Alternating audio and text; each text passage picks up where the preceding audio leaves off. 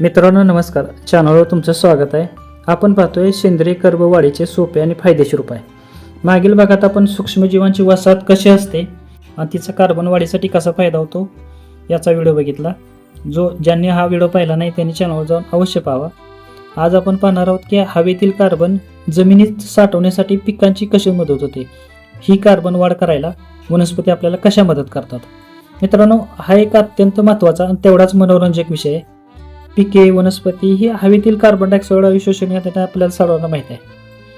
हे काय आहे तर हा जो कार्बन डायऑक्साईड आहे तो एक अणू कार्बनचा आणि दोन अणू असतात त्याच्यामध्ये ऑक्सिजनचे यांचं मिश्रण आहे. तर पिकांनी ज्यावेळेला हा कार्बन डायऑक्साईड वायू शोषल्यावर त्यांचं प्रकाश संश्लेषणाच्या मदतीने त्याचं रूपांतर ग्लुकोजमध्ये करतात. या ठिकाणी काय झालं तर हवेतील कार्बनचा वापर केला गेला आणि ऑक्सिजन मोकळा झाला. आपल्या वातावरणात ऑक्सिजन वाढ झाली आणि मित्रांनो, हे जे ग्लुकोज आहे तयार झालेलं ते कार्बनचंच एक उच्च रूप आहे. ते हवेतील कार्बनचा वापर करून तयार झालं. आता हे जमिनीत साठवलं जातं कसं ते बघूया. आता हे जे तयार झालेलं ग्लुकोज आहे, वनस्पती त्याचा काही भाग स्वतःच्या वाढीसाठी त्याचे रूपांतर सेल्युलोज किंवा लिग्निनमध्ये करतात आणि त्यापासूनच खोड, फांद्या, मुळे, पाने तयार होतात. एका मोठ्या झाडात हजारो किलो कार्बन असतो. तर हा जो बायोमास आहे तो म्हणजे साठवलेला कार्बनच. आता मित्रांनो, वनस्पती सहजीवी पद्धतीने वाढतात. त्या काय करतात तर त्यांच्या मुळावाटे शर्करा, सेंद्रिय आम्ले सोडले जातात. त्यालाच आपण रूट एक्झुड्यूट्स म्हणतो. हा जो स्त्राव आहे तो सूक्ष्मजीवांचं खाद्य असल्यामुळं त्या मुळांच्या परिसरात सूक्ष्मजीव प्रचंड वाढतात आणि ते वेगवेगळ्या मार्गाने वनस्पतींना अन्न, पाणी, संरक्षण पुरवतात. आपल्याला ते माहीतच आहे की मायक्रोऑर्गॅनिझम्स की वनस्पती संरक्षणाबरोबरच अन्न पण पुरवते.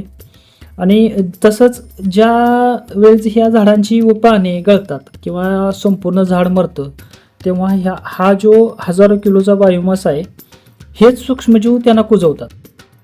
त्यातील काही कार्बन हवेत उडून जातो तर काही कार्बनचं ह्युमसमध्ये रूपांतर होतं आणि तो जमिनीत आपल्या कार्बनची वाढ होते. ह्युमस रूपांतर झालेला कार्बन स्थिर असतो. हे जे सूक्ष्मजीव मेले तर त्यांनी देखील वापरलेला कार्बन जमिनीला परत मिळतो. मित्रांनो, जर आपण ह्याच्यामध्ये कार्बन चक्रामध्ये हस्तक्षेप करतोय कसं तर आपण समजा ऊस घेतला तर ऊसाची पाचट आपण जमिनीला दिली पाहिजे, ते आपण ठेवत नाही. कपाशी घेतली तर त्याची पराली गाठली पाहिजे.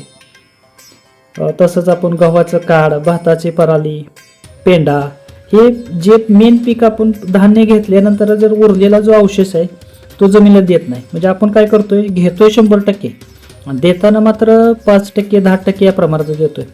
त्यामुळे आपल्या जमिनीचा कस हळूहळू कमी झाला आहे. आता हे कार्बन चक्र जर आपण हस्तक्षेप नाही केला तर ते अविरत चालू राहतं. जंगलात हे असंच चालू असतं. त्याच्यामुळे तिथं काही न करता कुठलेही खतं न देता चांगले वनस्पती वाढलेले दिसतात. आपल्याला जर चांगलं उत्पादन पाहिजे तर आपण घेतलेल्या कार्बनच्या बदल्यात भरपूर बायोमास, जीवाणू, बुरशी आपल्या जमिनीला दिल्या पाहिजेत आणि किंवा मिश्र पीक पद्धत, आच्छादन पद्धत, आपल्याला जो बायोमास मिळेल त्याचा वापर करा. सूक्ष्मजीव जपा, ते जगले तर आपण जगणार. मित्रांनो, व्हिडिओ आवडला तर लाईक करा, चॅनलला सबस्क्राईब करा आणि तुमचा अनुभव कमेंटमध्ये कळवायला विसरू नका. त्यामुळे काय होतं मित्रांनो, इतर मित्रांना आपल्याला मदत होते आणि ज्या होणाऱ्या चुका आहेत ते टाळता येतात. जशा वनस्पती एकमेकांना सहाय्य करून वाढत आहेत तसंच आपणही एकमेकांना सहाय्य केलं पाहिजे. पुढील भागात आपण पाहणार आहोत की मुळांच्या मदतीनं कार्बनची वाढ कशी होते. भेटूया पुढील भागात. धन्यवाद.